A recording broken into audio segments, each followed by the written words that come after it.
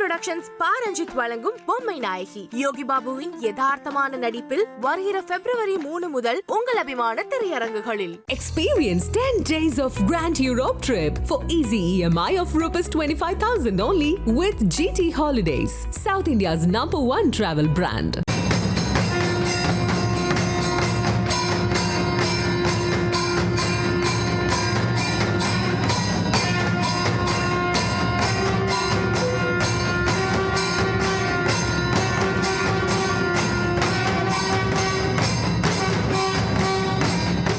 ஒவ்வொரு தடவையும் வரும்பொழுது கூட எங்களால் முடியாது என்று நினைத்து கொண்டு தான் இருந்தோம். ஆனால் இறைவனே ஒரு தேதியை, எங்களுடைய குருநாதர் ஒரு தேதியை குறிப்பிட்டு அந்த தேதியில் நடத்துங்கள் என்று கூறியவுடன் அந்த தேதியில் சேலத்தை சேர்ந்த சிவனடியார்கள் பால்வண்ணநாதர் உழவார்பணி குழுவும் சேர்ந்து ஒரு நாள் இரவில் நாங்கள் இதை பார்த்தோம். மறுநாட்டில் இதை நிமித்து வைக்கிறதுக்கு உண்டான அனைத்து ஏற்பாடுகளையும் செய்துவிட்டோம்.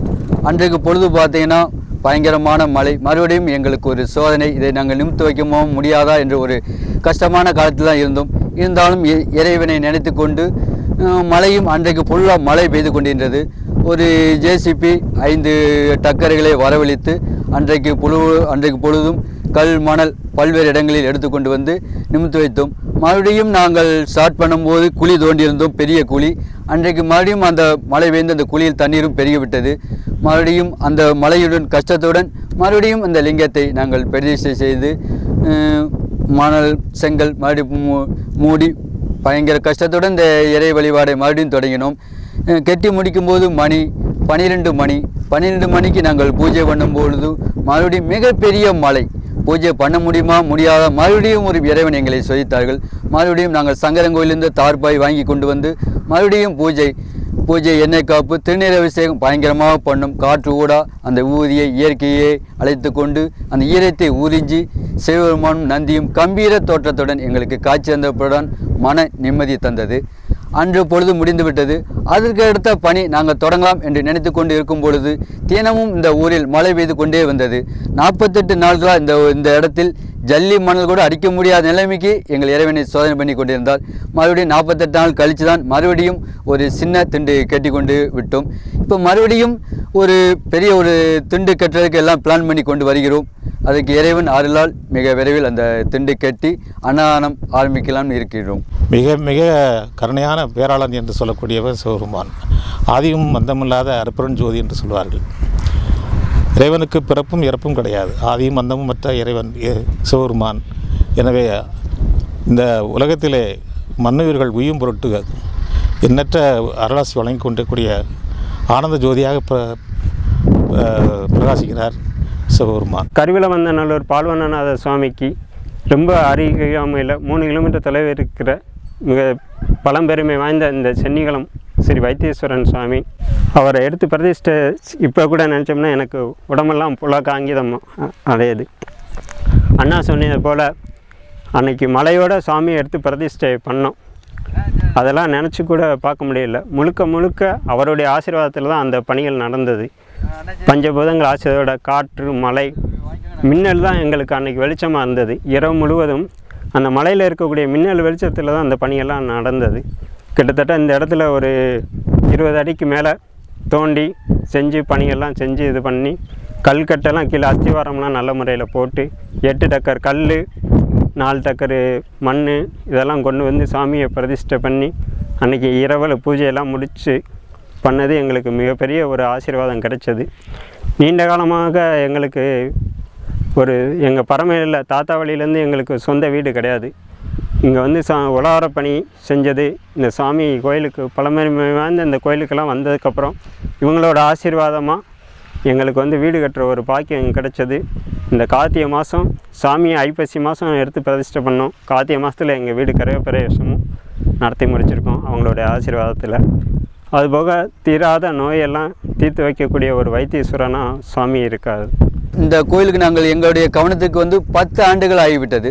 10 ஆண்டுகளாக பல்வேறு சாமியார்கள் ஞானிகள் நிறைய பேர் இதை பிரதிஷ்டை செய்வதற்கு உண்டான அனைத்து ஏற்பாடுகளும் செய்தார்கள்.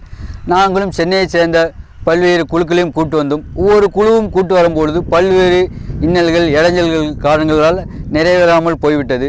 மறுபடியும் இந்த கோயிலை நாங்கள் எப்படி நிமித்து வைக்க வேண்டும் என்பது பல்வேறு பிரச்சனைகள். ஒவ்வொருத்தரும் நாங்கள் உறங்கவில்லை, சாப்பிடவில்லை, இரவுலங்கள் தங்கி கிடந்தோம், எந்த ஒரு பலனும் இல்லை.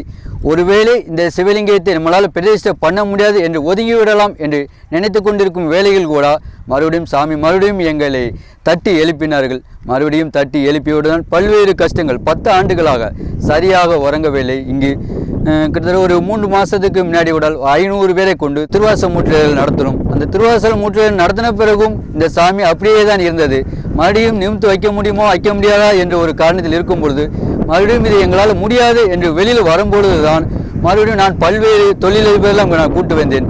அந்த தொழிலதிபரெல்லாம் பார்த்துட்டு போனார்கள். கெட்டுவோம் என்று சொன்னார்கள். யாரும் உதவிக்கு வரவில்லை. மறுபடியும் இந்த திட்டம் செயல்படாதா என்று மறுபடியும் நாங்கள் வெளியில் வரலாம் என்று நினைத்து கொண்டு இருக்கும் பொழுதுதான் நாங்கள் ஆல்ரெடி சேலம் சிவனடியார்கள், தஞ்சாவூர் சிவனடியார்கள் எல்லாம் பேசிக்கொண்டே இருந்தோம். திடீரென்று சேலத்தை சேர்ந்த சிவனடியார்கள், நாங்கள் உங்கள் சென்னிகுளம் சிவன் கோயிலை நாங்கள் பார்க்க வரணும், உங்களுடைய அனுமதி வேண்டும் என்று கூறினார்கள். சரி வாங்கள் என்று கூறினேன். அவர்கள் வந்தார்கள். கரிவலத்தில் எங்கள் வீட்டில் தங்க வைத்து நைட்டோட ஆட்டோவில் வந்தோம். ஆட்டோவில் வரும்போது கூட இரவில் 12 மணி. அதையும் கஷ்டப்பட்டு தான் வந்து இந்த இடத்தையெல்லாம் பார்வையிட்டோம். பார்வையிடும் போதும் அன்றைய தினம் பயங்கரமான மழை. மறுபடியும் காலையில் மறுபடியும் பால்வனார் உழவார்பணிக்குழு எல்லாம் சேர்ந்து வந்து தான் இந்த கோயிலை கட்டி கொண்டு இருக்கும்போது அன்றைய தினமும் மழை. இறைவன் எங்களை எவ்வளவு சோதனை செய்தாலும் பரவாயில்லை, மறுபடியும் இந்த சிவன் கோயிலை நாங்கள் கெட்டுவோம் என்ற தீர்மானத்துடன் இந்த கோயிலை எடுத்திருக்கிறோம். இங்கே வரக்கூடிய அத்தனை பேருக்கும் சொல்கிறாங்க, எங்களுடைய பிணிகள்லாம் தீர்ந்துச்சு. சாமிக்கு வந்து ஒவ்வொரு மாதமும் விளக்கு போட்டோம், நெய் போட்டு விளக்கு போட்டு போனோம், அமாவாசை பௌர்ணமி தினங்களில் வந்து வழிபாடு பண்ணோம் அப்படின்னு இங்கே வரக்கூடிய பக்தர்கள் சொல்வதையும் எங்களால் கேட்டு அவருடைய ஆசீர்வாதத்தையும் அவருடைய அருளையும் நாங்கள் மேலும் எங்களால் இன்னும் அறிந்து கொள்ள முடியுது. இன்னும் எதிர்காலத்தில் இங்கே இந்த ஆலயம் ஒரு மிகப்பெரிய இயற்கை சார்ந்த ஒரு கட்கோயிலாக வரும். பெரும்பாலும் பார்த்திங்கன்னா இங்கே எல்லா கோவிலுக்குமே மூல காரணம் வந்து ஒரு சித்தர்களோட ஒரு இது இருக்கும். இது எல்லா சிவனடியார்களுக்கும் ஆன்மீக அன்பர்களுக்கும் தெரியும். எப்படி காசி, ராமேஸ்வரம், திருச்செந்தூர் இது போன்ற கோயில்கள்லாம் இதற்கு முன்னுதாரணம். தஞ்சையில் நீங்கள் பார்த்துருக்கக்கூடிய தஞ்சாவூர் பெரிய கோயில் பார்த்திங்கன்னா கருவூரார் சித்தர் கேள்விப்பட்டிருப்பீங்க. 18 சித்தர்களில் ஒருத்தராக இருக்கக்கூடிய கருவூரார் சித்தர் தான் அந்த கோயில் கட்டுறதுக்கு ராஜராஜ சோழனுக்கு ஒரு பக்கபலமாக இருந்து அந்த திருக்கோயில் சுவாமியை பிரதிஷ்டை செஞ்சு தஞ்சை பெரிய கோயில் உருவாவதுக்கு காரணம் இருந்தவர் கருவூர் சித்தர். இதுபோல் பார்த்திங்கன்னா திருச்செந்தூரில் மூவர் சமாதின்னு சொல்லுவாங்க. திருச்செந்தூர் போய் இங்கே முருகப்பெருமானை வணங்கிட்டு அங்கேருந்து கடற்கரையில் பார்த்திங்கன்னா தெரியும் மூவர் சமாதி இருக்கும். அந்த மூவர் சேர்ந்து தான் அந்த திருச்செந்தூர் கற்கோயிலை எழுப்புனாங்கன்னு சொல்லுவாங்க.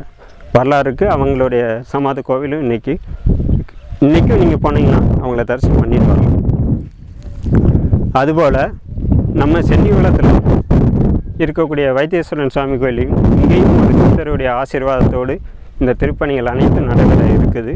இந்த திருக்கோயிலும் ஒரு கற்கோயிலாக இயற்கை சார்ந்து அனைத்து மக்களுக்கும் அருளாசி வழங்கக்கூடிய ஒரு இதாக சாமி எழுந்தருளல் பண்ணி மிகப்பெரிய ஆலயம் அமைக்க இருக்கிறது. எல்லோரும் இங்கே வந்து இறைவனை வணங்கி எல்லா ஆசீர்வாதங்களையும் பெற்று வளமுடன் வாழ்வோம்.